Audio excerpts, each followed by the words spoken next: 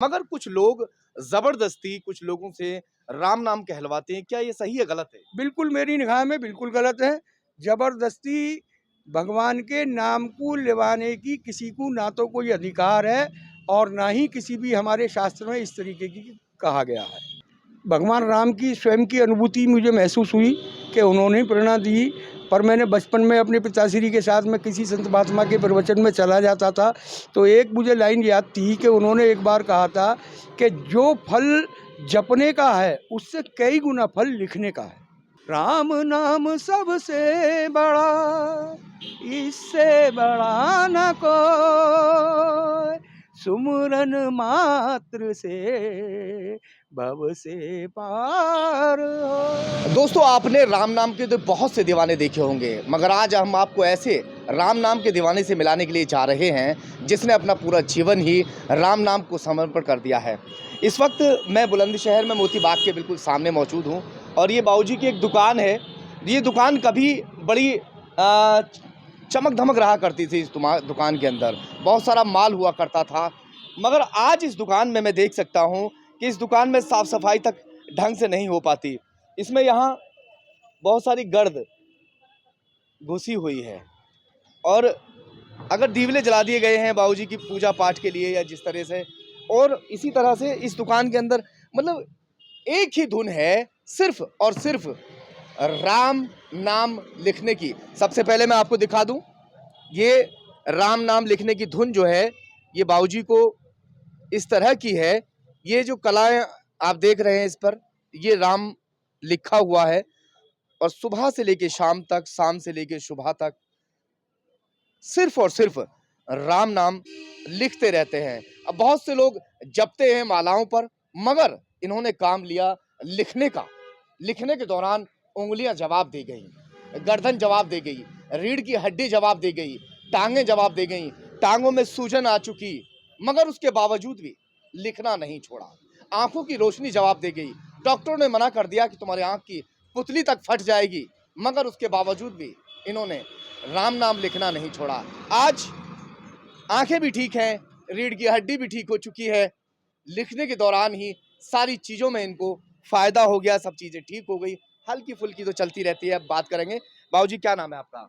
मेरा नाम सुदेश कुमार बंसल। सुदेश कुमार बंसल। आपकी दुकान किस नाम से है? राम शिव लोग। राम शिवलोक। हिंदू धर्म में पूजा पाठ की जाती है और इस्लाम धर्म में इबादत की जाती है। इबादत करने के, पूजा करने के बहुत सारे तरीके होते हैं। ज़्यादातर लोगों को हमने उंगलियों पर जपते हुए देखा है, मगर हम आपको लिखते हुए देख रहे हैं। कहाँ से प्रेरणा मिली, क्यों आपने शुरुआत की? प्रेरणा ऐसे मिली थी कि भगवान राम की स्वयं की अनुभूति मुझे महसूस हुई कि उन्होंने ही प्रेरणा दी। पर मैंने बचपन में अपने पिताश्री के साथ में किसी संत महात्मा के प्रवचन में चला जाता था, तो एक मुझे लाइन याद थी कि उन्होंने एक बार कहा था कि जो फल जपने का है उससे कई गुना फल लिखने का है। क्योंकि लिखने में आपका मन, बुद्धि और इंद्रियां ये सब एकाग्र हो जाती हैं। जपने में आदमी का मन जो है, मैं समझता हूँ बहुत कम लोगों का लग पाता है। इसलिए आपने लिखना शुरू कर दिया। क्या क्या दिक्कतें आपको सामने आई हैं? कारोबार तो लगभग ठप सा आपका हो गया। कारोबार की चिंता भी नहीं है, भगवान की ऐसी कृपा है। हाँ। क्योंकि मेरा मानना ये है, होगा वही जो राम रचि राखा, तो इसलिए प्रभु को जो मंजूर है वही होना है। पहले बहुत माल भरा रहा करता था और जो ज़्यादातर, मैं कह दूं, अगर कौन सी बिरादरी से हैं आप? मैं वैश्य बिरादरी से बनिया। बनिया। तो ये तो अपने बहुत ज़्यादा ध्यान देते हैं दुकानों पर और जी देते हैं, परंतु ये है भगवान ने ये कहा है कि पांचों उंगलियां हाथ की एक बराबर नहीं होती। अगर सभी कमाने लग जाएंगे तो समाज नहीं चलेगा। तो इस समाज में सब तरह के लोग होने जरूरी है, पूजा पाठी भी और उत्पादी भी। क्योंकि भगवान के समय में भी एक वर्ग राक्षसों का रहा करता था, तभी भगवान राम की ये लीला बनी। अंततः आज हम रामलीला से वंचित हो जाते हैं। एक भक्त थे जिनको कहा जाता था हनुमान, राम भक्त हनुमान जी। वो भी उनके लिए जो है आराधना करते थे, पूजा पाठ करते थे उनकी, राम जी की। और आज आप भी करते हैं। तरीका जो भी रहा हो, उन्होंने दूसरे तरीके से की है, आपने दूसरे तरीके से की है, मगर कुछ लोग जबरदस्ती कुछ लोगों से राम नाम कहलवाते हैं। क्या ये सही है, गलत है? बिल्कुल मेरी निगाह में बिल्कुल गलत है। जबरदस्ती भगवान के नाम को लेवाने की किसी को ना तो कोई अधिकार है और ना ही किसी भी हमारे शास्त्र में इस तरीके की कहा गया है। जहाँ तक मैं समझता हूँ।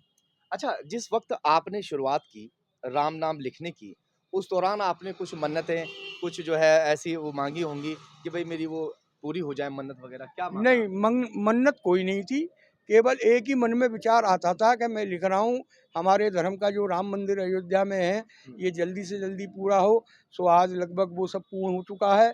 दूसरा ये था कि हमारी जो सरपरस्ती सरकारें होती हैं, उनमें ऐसी सरकार नियुक्त हो जो हमारे धर्म को, जो कि हमारा इसलिए कह रहा हूँ क्योंकि हम सनातनी हैं।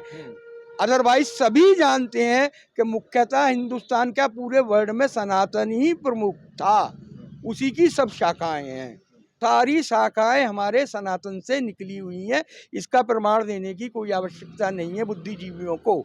और अनर्गल बातें तर्क करने वाले के, क्योंकि तर्क भी करते हैं फिर कुतर्क भी करते हैं, इसलिए उनसे तो सब सावधान रहें। मगर धर्म तो कई सारे हैं, जैन धर्म अलग है ना? ईसाई धर्म अलग है और इस्लाम धर्म अलग है। वो सनातन से कैसे निकल गए?